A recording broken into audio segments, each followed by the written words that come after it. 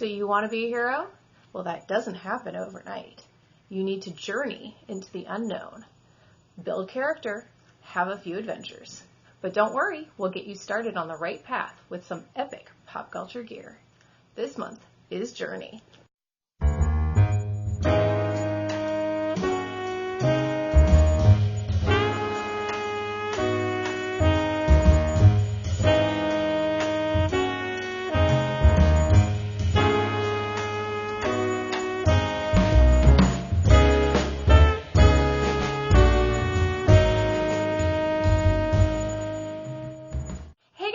Happy Fandom Friday.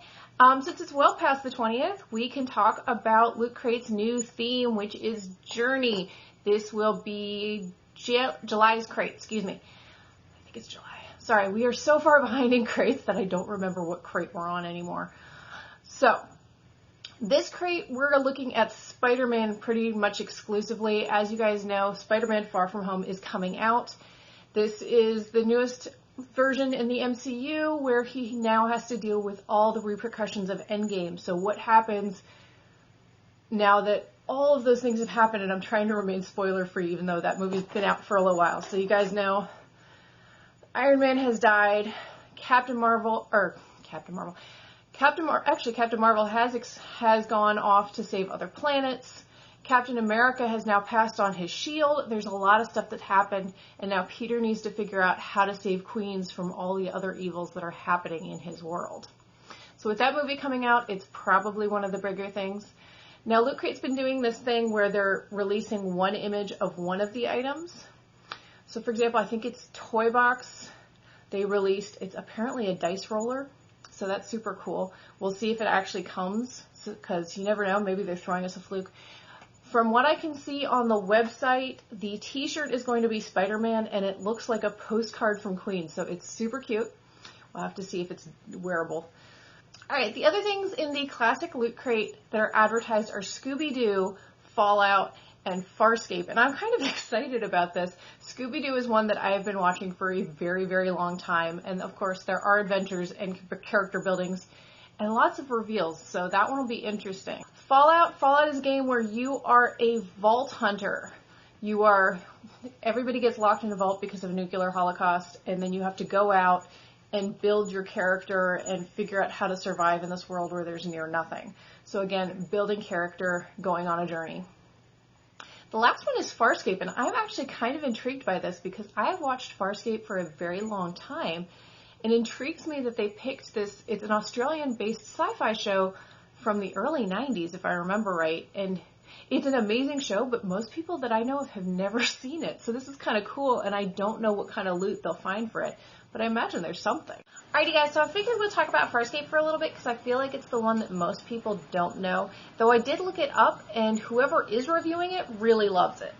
So, it's got a very high score on pretty much everything, which is funny because it was kind of a very cheesy one. It was actually a Henson project, because one of the characters is actually, well, I guess he's a Muppet because he's a Jim Henson character, but he was from the Jim Henson Creature Shop.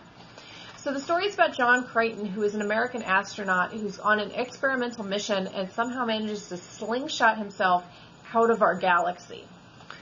Well, at least out of our Milky Way. So he gets shot to this totally different part of space where he literally knows nothing, and of course the first person he encounters is a warlord who takes exception to him accidentally killing his brother. The warlord's brother, of course.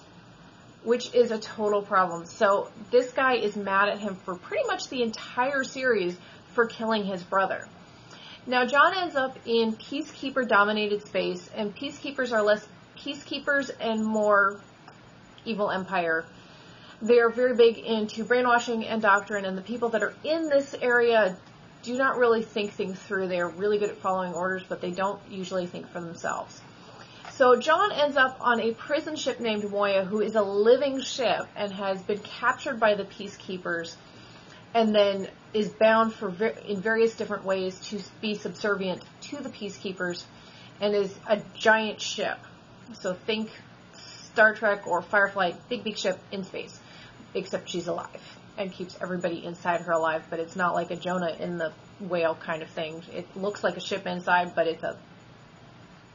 an alien on the outside. So it's kind of weird, but it's one of those things. Now, the way to talk to Moya or any other of her species is there's actually a symbiotic relationship between her captain, which is a different creature shop creature named Captain, who can then interpret everything for Moya and to Moya, so you can actually talk to the ship. So John Crichton is an American astronaut. He is now flung to this part of space and is trying to get back home.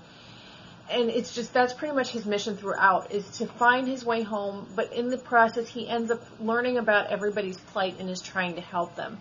He ends up on this prison ship, and he ends up taking over it with a number of the other prisoners that are on the ship.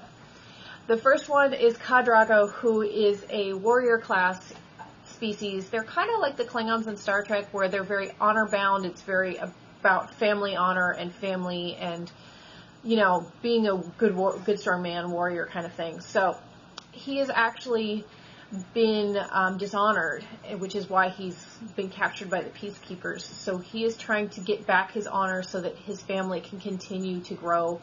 And so you learn a whole bunch about that plot line.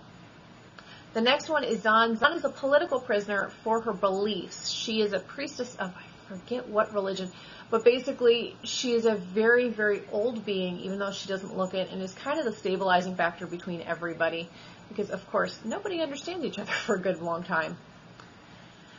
Next is Aaron Soon, who is actually a peacekeeper under this warlord's command, who gets turned. They actually talk to her and convince her of what's going on, and she ends up being part of the crew for a very long time. And so she sort of has to rethink who she is and what she's believed all her life. So that's a whole plot line in and of itself. Kiara is a thief they actually find on the ship. She smuggles on board, and she is fairly chaotic neutral, or just chaotic, let's be honest. She likes to cause chaos. She actually becomes more friendly once they save her a few times and she realizes that these are people she can trust. So that's her plot line that has to go through all the different show. And the last one is Rigel. Rigel is another of the creature shop creatures. He is actually about the size of my Porg, so he's pretty tiny, and he was the emperor of an entire region of space and was thwarted by his cousin, who caused a coup in which he lost power and then had to be captured by the peacekeepers. So he wants his power back. And it's really funny because he is a klepto and he's chaotic neutral. He just wants what he wants, and that is the end of it.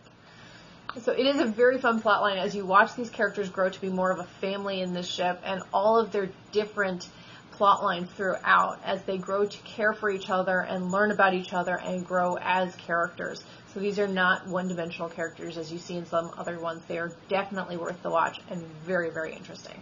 All right, as always, they actually haven't given us an and more in this one.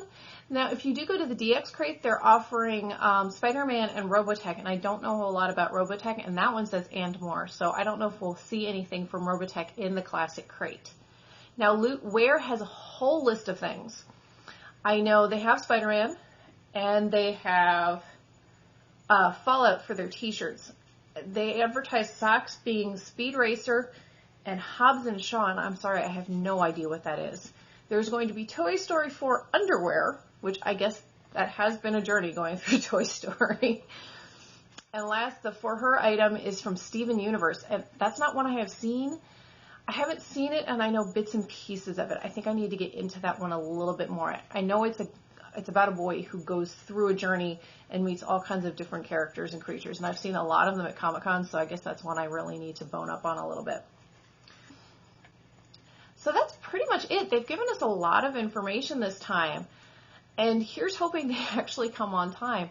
As you guys know, there was a sort of a kerfuffle with Nemesis. It actually dropped off my list completely for a little while, but it is back. Hopefully we'll get that by the end of June. Toy Box has been pushed into July already, which makes me think that Journey is going to get pushed even further. So we'll see if we get that one before August. I'm kind of hoping they're going to catch up at some point. I don't know if like the problems with China are causing problems with customs, or if it's just lack of being able to get enough supplies since everybody's buying them out. But here's hoping they catch up. As for Journey, I always think of The Hobbit. Does anyone else think of Hobbit when they see I'm going on a journey? I mean, it's the classic meme with Bilbo running away with the list from The Hobbit. So that'd be kind of cool. But as you guys know, Lord of the Rings has its own crate series. So I don't know if The Hobbit would ever be incorporated in that. So the last and more that my daughter actually just came up with is Pokemon. They do go on a journey to catch them all. So could Pokemon be seen in this crate? As you guys see, I have Pikachu, so he has always been one of my favorites.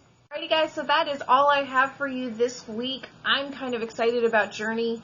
We'll see all we get. I'm really excited for the Farscape one because, like I said, I really love this show, and it's one I watched in high school. And so I'm intrigued to see what the merch will be. What is your favorite fandom that you saw here? Make sure to put it below. I will make sure to put a link to Loot Crate so you guys can sign up if you haven't signed up already. As always, you have until the 19th Pacific Standard Time. Actually, it might be Pacific Daylight Savings Time because we are in Daylight Savings Time in the U.S. So it's 9 o'clock on the 19th Pacific Time because they're in California to sign up for this crate. And then, of course, the next 20th, we'll let you know what August will be. Make sure to like, share, subscribe, comment, all the things. And I will see you guys next Fandom Friday. Bye.